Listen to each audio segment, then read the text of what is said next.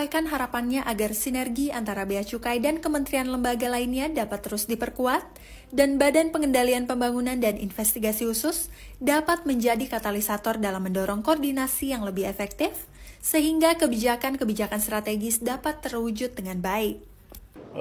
Saya mengucapkan terima kasih atas undangan dari Pak Dirjen Bea Cukai untuk bisa ikut di dalam rapat pimpinan di Bea Cukai yang dihadirin oleh seluruh pimpinan se-Indonesia ya. Itu jadi di sini tadi sudah saya sampaikan ya, badan ini amat sangat strategis, makanya tadi saya sampaikan harus berkolaborasi, bersinergis dengan seluruh lembaga lain ya. Karena tidak bisa semuanya melakukan dengan sendiri ya, tidak ada yang jadi Superman ya, semuanya harus menjadi super tim ya. Ada lembaga-lembaga lain yang tadi sudah saya sebutkan ya, untuk nanti kita tindak lanjutin dibuatkan suatu wadah ya, MOU kerjasama yang lebih sinergis, harmonis dan produktif ya. Saya rasa mungkin seperti itu. Menyampaikan harapannya agar itulah kawan ya, Kepala Pengendalian Pembangunan dan Investigasi Khusus Bapak Aris Marsudianto ya, terus bergerak, terus berjalan ya ke kementerian-kementerian maupun badan-badan yang selevel menteri untuk koordinasi sambil mengingatkan agar setiap kementerian, setiap badan-badan yang selevel menteri itu harus bisa berkolaborasi ya dalam rangka untuk mencapai cita-cita pemerintahan Prabowo Gibran, cita-cita bangsa Indonesia menuju Indonesia Emas 2045. Nah, tentunya ini adalah sangat penting ya, dimana kita ketahui bahwa Kepala Badan Pengendalian Pembangunan dan Investigasi Khusus ini adalah beliau adalah kepercayaan Pak Prabowo selama ini sebelum ada di pemerintahan. Nah, jadi tugasnya adalah membantu ya, membantu.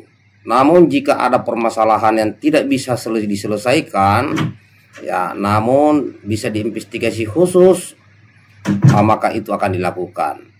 Jadi di sini masih bersifat mengingatkan kawan ya, agar kedepannya tidak ada yang bisa menyalahgunakan dana APBN maupun APBD, kemudian tidak ada yang menyalahgunakan wewenang. Maka kedatangan Pak Aris Marsudianto ke kementerian-kementerian termasuk kita lihat tadi kepada Bea Cukai agar tidak ada penyelewengan wewenang di sana. Kita tahu bahwa Bea Cukai ini adalah salah satu pos terdepan bangsa Indonesia dalam rangka untuk mengetahui barang keluar masuk ataupun orang keluar masuk dari negara lain.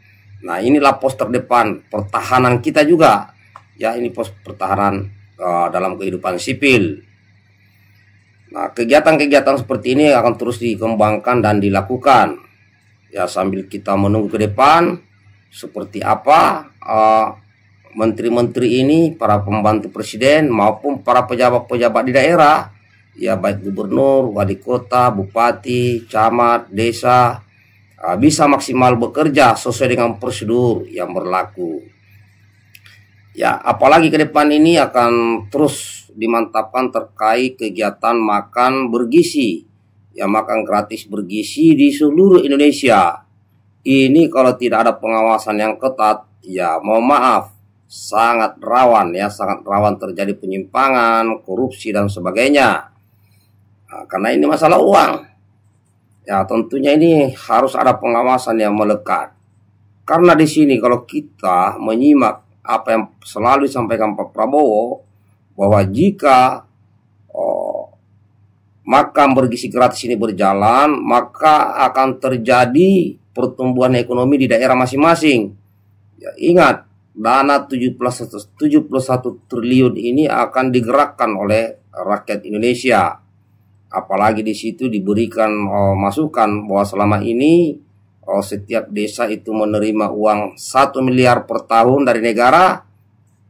Tapi jika diluncurkan ini makan bersih gratis, maka rata-rata per desa akan bertambah kurang lebih 7 miliar per tahun. Berarti desa itu akan ada, di sebuah desa akan ada terjadi perputaran uang 8 miliar per tahun.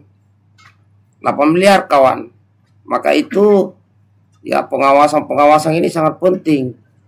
Ya jangan sampai ada beberapa kasus ya seperti ada penggunaan dana desa di mana oknum kepala desanya dia gunakan untuk memperkaya dirinya. Ada yang menggunakan dana desa untuk ke tempat-tempat hiburan. Nah, ini ada oknum-oknum yang seperti ini. Nah, jangan sampai dengan banyaknya uang yang masuk ke desa, semakin banyak yang terlibat kepada hal-hal yang negatif. Dan semoga ke depan tidak terjadi. Ya, jangan sampai ada pejabat yang akan dijadikan contoh. Ya, dicontoh untuk korupsi. Wah, ini bahaya. Jadi kalau kita lihat tadi Kepala Badan Pengendalian Pembangunan dan Investigasi Khusus, ya beliau masih sangat persuasif menyampaikan himbauan-himbauan, contoh berkolaborasi antara kementerian, ya kerjasama, karena tidak ada satu kementerian yang bisa bergerak sendiri tanpa kolaborasi dengan kementerian lainnya. Semua pasti saling terkait, saling kerjasama. Nah, tugas daripada Badan Pengendalian Pembangunan dan Investigasi Khusus ini adalah hanya membantu dan mengingatkan terkait kolaborasi. Ya, jangan sampai berdiri sendiri, karena memang tidak ada Superman. Ya, semua bisa dilakukan, tidak ada. Jadi ibaratnya ini pohon, negara ini kita lihat pohon itu banyak ranting-ranting, banyak daun-daun. Nah, itu kalau tidak diadakan kolaborasi, maka dia berjalan masing-masing, maka tentunya sasaran-sasaran yang diinginkan Pak Prabowo ke depan tidak terwujud. Namun ini juga tidak perlu ditakuti oleh pejabat, tidak perlu ditakuti dengan adanya Badan Pengendalian Pembangunan dan Investigasi Khusus. Tidak perlu ditakuti selama kalian berada di jalan yang benar, selama kalian berada di jalan yang lurus, selama kalian tidak menyalahgunakan wewenang, tidak perlu takut. Yang takut-takut itu kalau kalian salah, menyalahgunakan wewenang, menyalahgunakan uang negara, nah itu perlu kalian takut memang. Tapi kalau tidak salah, tidak perlu takut, teruslah berjalan, ya biar sama-sama kita menikmati, ya menikmati yang namanya kesejahteraan dan kemakmuran. Karena keinginan Pak Prabowo, tugas-tugas Pak Prabowo bukan hanya itu, ada hilirisasi dan sebagainya. Dan di sini juga sahabat rakyat Indonesia yang di luar pemerintahan, kita juga harus mengikuti, harus mengawasi kinerja pemerintahan kita yang ada di pusat maupun di daerah. Kita harus mengingatkan terkait apa yang selalu disampaikan oleh Pak Prabowo. Jadi kita bergerak atas nama Pak Prabowo semua, atas nama Presiden. Jadi jangan pernah takut kawan. Sip, baikkan videonya.